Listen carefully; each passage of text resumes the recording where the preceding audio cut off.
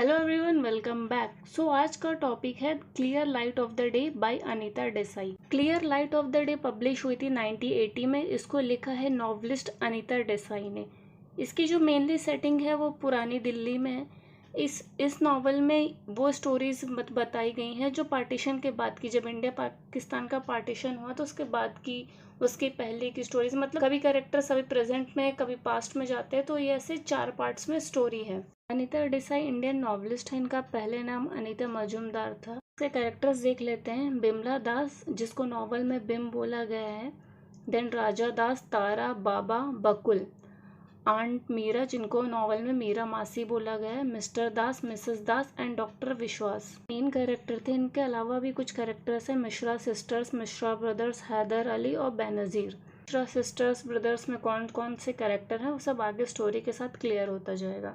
ये जो नॉवल है वो 4 पार्ट्स में डिवाइडेड है। स्टोरी स्टार्ट होती है 1980 में। तारा और बिमला साथ में बैठ के बात कर रही हैं अपने पुराने दिल्ली के घर में और अपनी पुरानी यादों को याद कर रही हैं। जो तारा है वो बिमला और बाबा से मिलने आई है, अपने भाई और अपने बहन से। जो तारा है वो यूएस में रहती है अपने हस्बैंड बकुल के साथ। बकुल इंडियन एम्बेसडर है यूएस में। ये लोग हर थोड़े समय पे बिमला और बाबा से मिलने आते हैं। ये जो बिमला है वो टीचर है और घर का ख्याल रखती है, और जो बाबा है वो थोड़ा सा मेंटली चैलेंज्ड है, तो बिमला ही उसका ख्याल रखती है बाबा का, और कोई है नहीं उसका ख्याल रखने के लिए। तारा और बकुल इस बार इंडिया में आए हैं अपनी बेटियों के साथ एक शादी अटेंड करने। वो शादी किसकी है? वो तारा और बिमला बाबा के भाई राजा की बेटी की शादी है हैदराबाद में। तो ये तारा, बकुल और उनकी बेटियां इन लोगों से मिलके फिर वो लोग हैदराबाद में जाएंगे।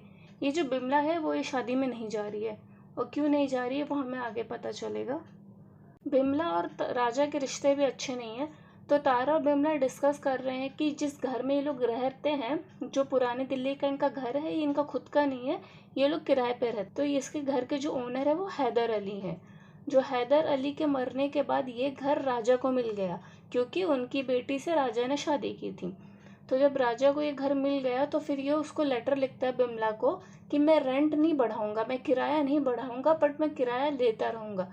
तो इसी वजह से वो जो तारा होती है, सॉरी जो बिमला होती है, वो गुस्सा हो जाती है कि भाई कैसा भाई है जो अपनी ही बहन से किराया मांगेगा, और ये देखते हुए भी कि उसका एक भाई मेंटली चैलेंज्ड है, वो खुद कुछ नहीं कर सकता, उसकी जिम्मेदारी भी बिमला पे है।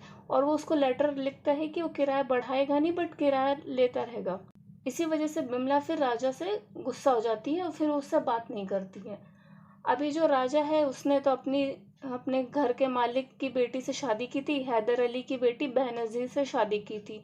तो फिर वो लोग उसके साथ ही, वो अपने मकान मालिक के साथ ही, हैदर अली के साथ ही वो हैदराबाद में रहने लगा है। तो वहीं पे उसकी बेटी की शादी है। जो लेटर होता है जो राजा ने लिखा होता है बिमला के लिए, वो लेटर हमेशा बिमला संभाल के रखती है कि उसको कभी भी लगे कि राजा से बात करना है तो वो वापस वो लेटर पढ़ ले और कभी उससे बात नहीं करे। फिर यही तारा को लेटर दिखा के बिमला बोलती कि मैं नहीं जाऊंगी शादी में। फिर शाम को बिमला और तारा अपने पड़ोसी मिश्रास के यहाँ जाती हैं। अब मिश्रास में मिश्रा सिस्टर्स हैं, सरला और जया, और उनके ब्रदर्स हैं ब्रिज, मनु और मुल्क। ये जो मुल्क है वो उसको गाना बजाना पसंद है, और वो जो 2 भाई हैं उसका मजाक ही उड़ाते रहते हैं। अब ये जो मिश्रा लोग हैं ये पहले तो बहुत पैसे वाले थे, पर इनके पास धीरे धीरे धीरे पैसे कम होते गए, क्योंकि इनके बच्चे आलसी नकारा थे। इनकी जो बेटियां थी, इनके भी हस्बैंड से इनकी बनती नहीं थी, तो ये लोग भी अलग हो गई थी और भी यहीं पे रहती थी। और इनके जो बेटे वो भी कुछ खास काम वगैरह नहीं करते थे। ओके, तो पार्ट 1 यहाँ पे कंप्लीट हो गया। पार्ट 2 शुरू करते हैं। अभी इस टाइम में जो बिमला और राजा के रिलेशन से अच्छे हैं, ये दोनों की आपस में बहुत बनती है। अब ये जो राजा है उसको उर्दू पोइट्री का बहुत शौक है, तो इसी वजह से इसकी हैदर अली की फैमिली के साथ दोस्ती ज़्यादा अच्छी हो जाती है, और वो उनके घर काफ़ी आता जाता रहता है, और उनसे ही इन्फ्लुएंस होकर उसको जामिया मिलिया में पढ़ना होता है। बट अब जो उस टाइम के कंडीशंस होते हैं ऐसे होते हैं कि भाई वो ऐसे इस्लामिक कॉलेज में जाके नहीं पढ़ सकता, क्योंकि उस टाइम पार्टीशन का टाइम चल रहा होता है, दंगे वगैरह होने का भी खतरा रहता है। तो उसकी फैमिली वाले बोलते हैं कि तुम अभी किसी और कॉलेज में एडमिशन ले लो, मतलब किसी और कॉलेज में पढ़ो, तुम्हारा वहाँ पे एडमिशन लेना सेफ़ नहीं है। तो अपने घर वालों के कहने पे फिर वो दूसरे कॉलेज में एडमिशन ले लेते हैं। और ये जो बिमला, राजा, तारा और बाबा हैं, इनके जो पेरेंट्स हैं मिस्टर और मिसेस दास, इनका अपने बच्चों के प्रति कुछ खास लगाव नहीं है। मिस्टर और मिसेस दास ज़्यादातर बाहर रहते हैं, क्लब्स में कार्ड्स वगैरह खेलते हैं, मतलब बच्चों पे ज़्यादा ध्यान उनका है ही नहीं। इनके बच्चों का ध्यान वैसे भी मीरा मासी रखती है। मीरा मासी कौन है वो आगे स्टोरी में पता चलेगा। और फिर मिसेस दास की बीमारी की वजह से मौत हो जाती है हॉस्पिटल में।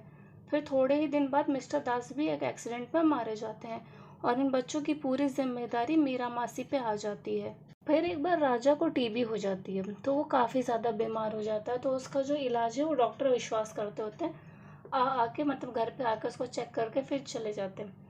तो अब ये जो बीमार है राजा, उसका पूरा ध्यान हैदर अली की फैमिली की तरफ है कि भाई उनको कुछ हो ना जाए, उन पे पार्टीशन में कोई प्रॉब्लम ना आए, कि यहाँ पे उनके लिए रहना सेफ नहीं है, कि मतलब उसका पूरा ध्यान अपनी बीमारी में उन्हीं लोगों पे रहता था कि वो लोग सेफ हैं कि नहीं। तो अभी इन सब चीज़ों में ज़्यादा स्ट्रेस में जो मीरा मासी हैं वो भी अल्कोहलिक हो जाती हैं, वो भी शराब वगैरह पीने लगती हैं।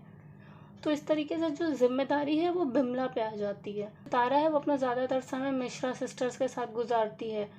और ये जो फिर हैदर अली की फैमिली है वो लोग हैदराबाद शिफ्ट हो जाते हैं।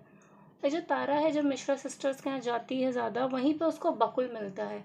बकुल से ही उसके बाद में शादी हो जाती है।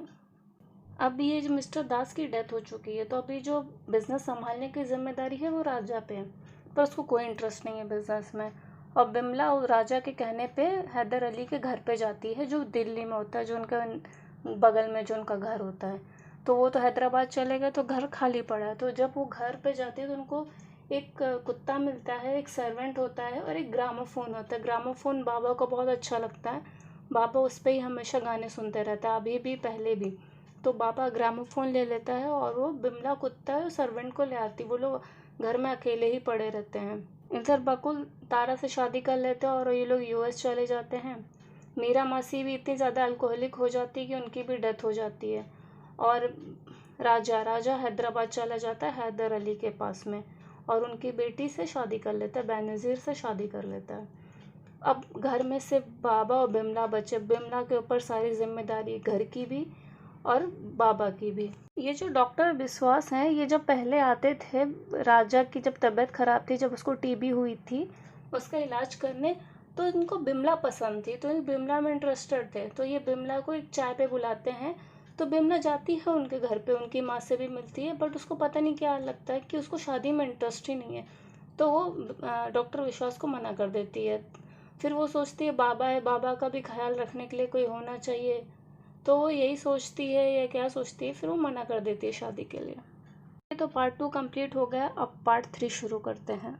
जो कहानी है वो और पीछे चली गई है। बिमला, तारा और राजा छोटे छोटे बच्चे हैं और अभी बाबा पैदा होने वाला है। जब बाबा पैदा होता है तो ये लोग क्या देखते हैं, उसकी ग्रोथ बराबर नहीं है। और जो मिसेस दास है वो अपने बच्चों की देखभाल करने के लिए इनकी कोई दूर की कजिन है मीरा, उनको ले आती हैं घर पे। अब ये जो मीरा है, अब ये इनकी जो ना बहुत कम एज में विधवा हो जाती है, और जो उनके ससुराल वाले हैं इनके साथ बिल्कुल भी अच्छा बिहेव नहीं करते हैं। तो ये मीरा को ले आती है अपने घर पे अपने बच्चों की देखभाल करने के लिए, और बच्चे इनको मीरा मासी बोलते हैं।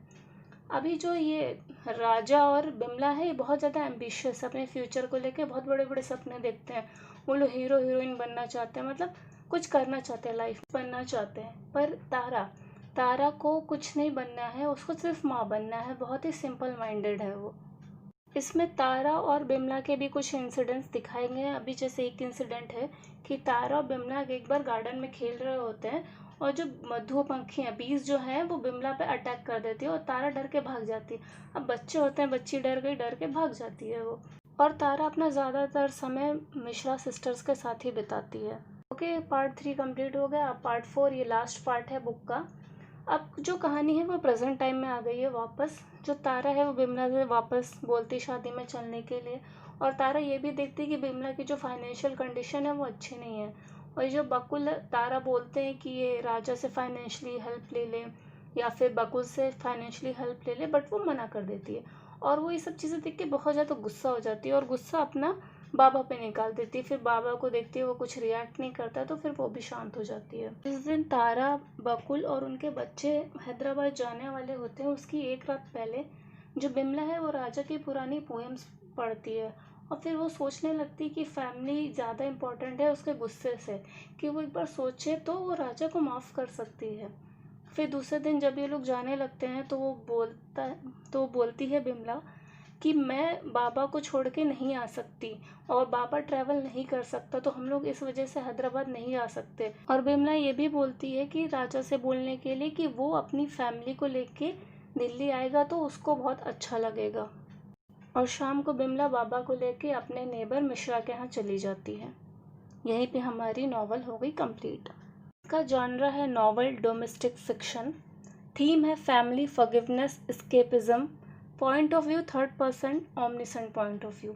अच्छा लगा तो लाइक करो, शेयर करो, सब्सक्राइब करो, और कोई भी सजेशन है बताओ। अगर डाउट्स हैं तो कमेंट करो और इंस्टाग्राम पर डायरेक्टली मैसेज कर लो। See you next time. Thanks for watching. Bye.